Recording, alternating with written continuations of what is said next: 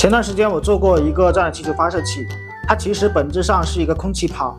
除了可以发射这样的硬币之外，它还可以打落这样的杯子。不过我还是觉得这个空气炮有点小，而且威力方面的话也不太够，所以我打算做一个大一点的，就拿这一个桶来做吧。